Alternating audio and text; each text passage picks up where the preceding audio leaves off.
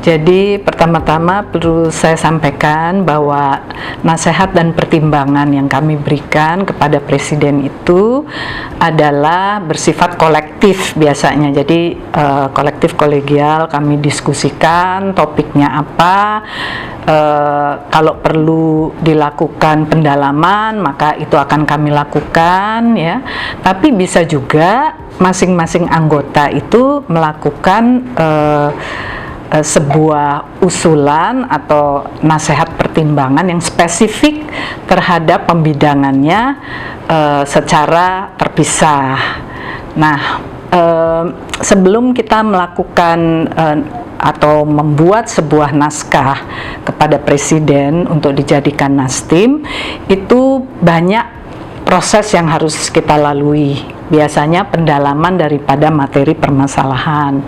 Kemudian kita harus menggali secara lebih jauh seperti apa itu di level pelakunya sendiri, di pembuat kebijakannya, kemudian di eksekutornya sendiri ya, ada masalah apa. Mungkin dari luar kita bisa saja tidak melihat mengapa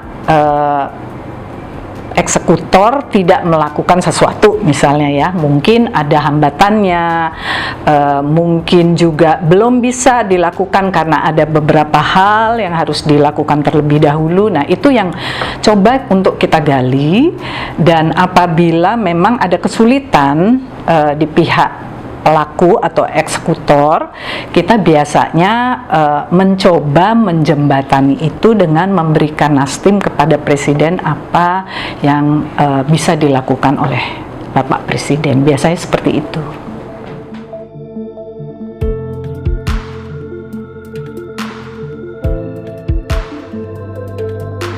Kalau dalam pandangan saya ada 3 bidang pokok yang perlu mendapatkan perhatian. Yang pertama adalah permasalahan ekonomi. Masih menjadi suatu pekerjaan rumah yang besar, bagaimana kita sebagai bangsa bisa mensejahterakan masyarakat kita dan melakukan pemerataan dengan lebih baik lagi ya. Jadi pertumbuhan ekonomi bukan sekedar pertumbuhan per se, tapi bagaimana pertumbuhan itu berkualitas sehingga semua warga negara bisa ikut merasakannya. Nah, itu tentunya sekarang juga seperti kita ketahui program-program UMKM itu mulai digalakkan ya, tetapi memang masih jauh daripada harapan atau cita-cita kita sebagai bangsa di dalam merealisasikan mimpi-mimpi atau cita-cita kemerdekaan. Nah, salah satu tentunya di One Team Press ini adalah untuk mencari tahu bagaimana kita bisa melakukan percepatan dari apa yang menjadi cita-cita bangsa itu. Nah, itu salah satu permasalahan yang pertama. Yang kedua adalah kita sebagai negara yang wilayah geografisnya itu besar, tanahnya luas, berada di Katulistiwa, sehingga memang dikatakan gemah ripah loh jinawi ya. Nah, ini ada sebuah sebuah gap yang selama ini kita rasakan, bahwa di negara sebesar Indonesia dengan tanah yang sesubur Indonesia, kita belum bisa melakukan swadaya pangan ya, bukan hanya untuk keperluan masyarakat di bangsa kita, kalau bisa kita menjadi lumbung pangan dunia gitu ya. Nah, ini PR juga nih, kesempatan ekonomi dan juga pekerjaan rumah kita, bagaimana memanfaatkan kondisi pemberian Tuhan ini ya, yang diberikan kepada kita untuk kita kelola secara lebih baik lagi ya. Tentunya ada kendala-kendalanya selama ini. Kenapa tidak ada atau masih sedikit petani-petani modern? Apa yang menjadi hambatan mereka? Nah, ini salah satunya PR One Team Press juga kita untuk mencari tahu apa sih apa yang menjadi kendala untuk katakan lulusan pertanian itu menjadi petani modern gitu ya. Nah ini topik yang kedua yang masih menjadi pekerjaan rumah.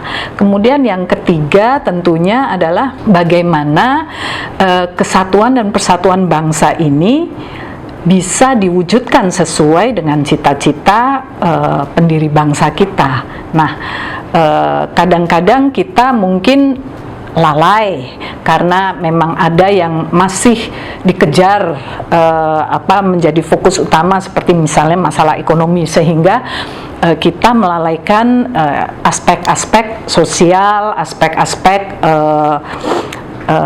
hukum, politik yang mungkin kedepannya kita harus berikan ruang yang lebih besar lagi untuk menggali apa yang menjadi ganjalan-ganjalan gitu ya. Jadi ini salah satu tentunya peran daripada One Team Press juga untuk mencari tahu dan memberikan nasihat dan pertimbangan kepada Bapak Presiden.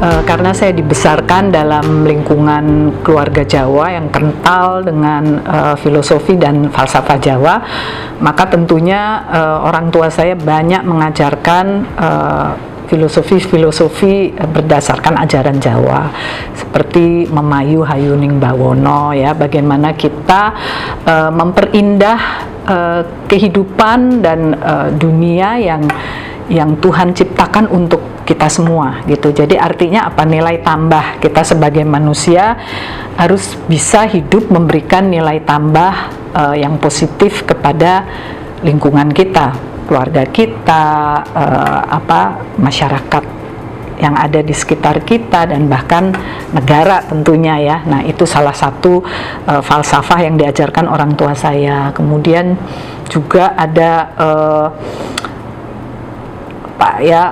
ojo gumunan, ojo kagetan gitu, ojo dumeh ya, itu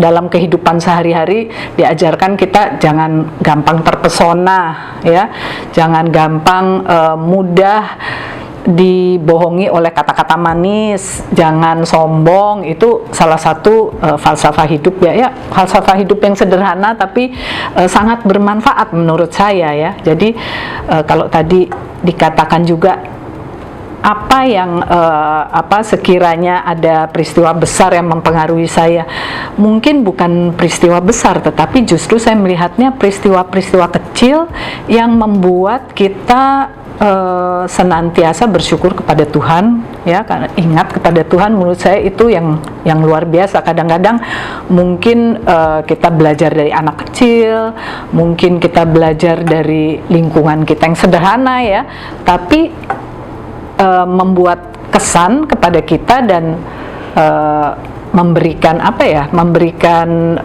pemikiran bahwa kita bersyukur dengan hidup kita. Saya rasa itu lebih penting dari peristiwa besar ya yang mungkin terjadi, karena peristiwa-peristiwa kecil dalam hidup itu sebenarnya ada pelajaran hidup bagi kita semua. Dan kalau siapa yang menginspirasi saya agak berpikir sih tadinya ya, apa yang menginspirasi saya selain orang tua saya, karena memang pelajaran kan banyaknya dari orang tua ya. Mungkin Bu Sujiatminoto, Ibunda Presiden Joko Widodo ya. Ini bukan karena saya berada di sebagai anggota Dewan Pertimbangan Presiden, tapi saya melihatnya begini. Saya kagum sama beliau, seorang sosok. Kebetulan saya berkesempatan untuk mengenal beliau dan sering bertemu, sering bertukar pikiran dan berbicara. Beliau itu adalah sosok yang sangat sederhana ya, tapi mampu membesarkan seorang anak. Kebetulan anak laki satu-satunya Bapak Presiden kita Joko Widodo, dengan menjadi sosok pribadi yang menurut saya luar biasa. Sosok yang sederhana, tidak ada yang didorong dengan ambisi yang kuat seorang ibu, bukan seperti itu, tapi justru saya menggali dari beliau itu banyak wanti-wantinya kepada putra dan putrinya untuk hati-hati, untuk terus menjaga nama baik keluarga, untuk terus melakukan yang terbaik bukan hanya untuk dirinya tapi untuk masyarakat. Untuk saya itu sesuatu yang luar biasa, yang saya sebenarnya terlalu cepat beliau pergi, karena saya ingin menggali lebih banyak sebagai seorang orang tua juga ya, ingin menggali lebih banyak bagaimana beliau bisa mendidik seorang anak menjadi tokoh seperti Bapak Joko Widodo itu. Dan menurut saya yang paling berhasil dari beliau adalah memiliki anak yang selalu ingin membahagiakan dan membanggakan orang tua dan senantiasa berbakti kepada orang tua. Menurut saya itu achievement yang luar biasa ya, sebagai seorang perempuan yang juga berkarya di luar ya. Menurut saya kalau boleh ada award, ada bintang jasa bagi seorang ibu, itu adalah bintang jasa yang tertinggi. Menurut saya demikian.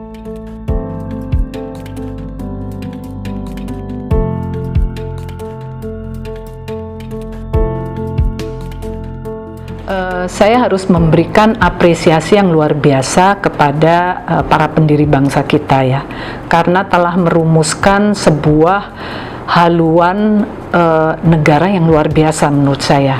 4 pilar itu Pancasila, Bhinneka Tunggal Ika, NKRI, Undang-Undang Dasar 45 itu terangkum sempurna menurut saya.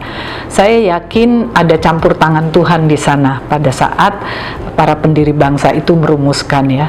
Jadi sebenarnya kita tinggal dari waktu ke waktu melihat kembali apa yang sudah dirumuskan, dirancangkan oleh para pendiri bangsa kita, dan memastikan bahwa kita melakukan langkah-langkah menuju ke arah cita-cita itu ya, bahwasanya kita tidak pernah akan berhenti sampai akhir, karena terus akan bisa lebih baik dan lebih baik lagi, tetapi dari waktu ke waktu kita perlu untuk check and recheck apakah kita berada pada jalur yang sudah benar menuju ke sana, bahwa semua masyarakat Indonesia harus mendapatkan kesempatan untuk bisa maju, mengekspresikan diri, bisa hidup secara sejahtera, mendapatkan kesempatan pendidikan, kesehatan dan lain sebagainya